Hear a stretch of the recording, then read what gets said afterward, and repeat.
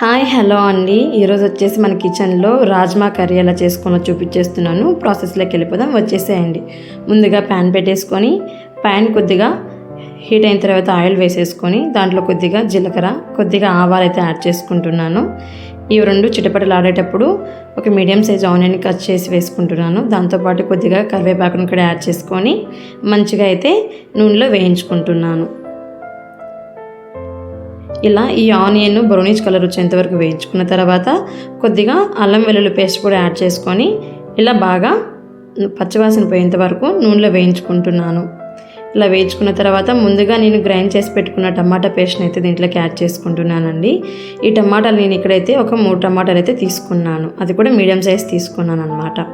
ఈ టమాటా పేస్ట్ని నూనెలో బాగా వేయించుకోవడానికి నేను ఇక్కడ అడగంటినీకున్న కలిదిప్పుకుంటున్నాను. తర్వాత కొద్దిసేపు మూత పెట్టేసి ఒక 5 నిమిషాల తర్వాత మూత తీసి చూస్తే మనకు టమాటా అంతా బాగా మగ్గిపోయి నూనె అనేది పైకి బాగా తేలుతూ ఉంటుంది. ఇప్పుడు అంతా ఒకసారి అడగంటుకునే కన్నా నీట్గా తిప్పేసుకోవాలి. ఇప్పుడు దీంట్లో కొద్దిగా నేను 1 టేబుల్ స్పూన్ దాకా సాల్ట్, అలాగే కొద్దిగా ధనియాల పొడి, అలాగే కొద్దిగా కారం పొడి యాడ్ చేసుకుంటున్నాను. కారం అనేది మీ ఆప్షనల్ అండి, మీకు ఎంతగానో అంత యాడ్ చేసుకోండి. అలాగే కొద్దిగా గరం మసాలా, చిటికెడు పసుపు కూడా యాడ్ చేసేసి ఈ మసాలాలంతా ఒకసారి తిప్పేసుకొని వేయించుకుంటున్నాను. ఇలా ఈ మసాలాలన్నీ నూనెలో బాగా వేగేంత వరకు వేగించుకోవాలి. ఇలా కర్రీ అంతా వేగిన తర్వాత లాస్ట్లో కొద్దిగా గరం మసాలా యాడ్ చేసుకొని వేయించుకుంటున్నాను.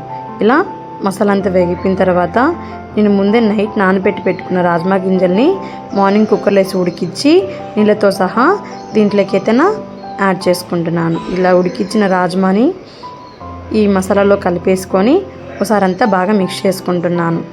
ఇప్పుడు లాస్ట్లో మీడియం ఫ్లేమ్లో పెట్టి కొద్దిసేపు ఉడికించి కొద్దిగా కొత్తిమీర వేసుకుంటున్నాను. ఇలా వేసిన తర్వాత ఒక 2 నుంచి 3 నిమిషాల పాటు బాగా ఉడికించి తర్వాత ఇలా మూత తీసి చూస్తే మనకు కర్రీ అనేది కన్సిస్టెన్సీగా చిక్కబడిపోతుంది.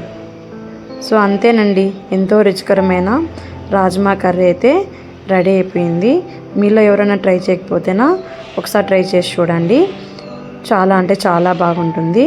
మన వీడియోని ఎవరైనా ఫస్ట్ టైం చూస్తున్నట్లయితేనా లైక్ చేసి, షేర్ చేసి, సబ్స్క్రైబ్ చేసుకోండి.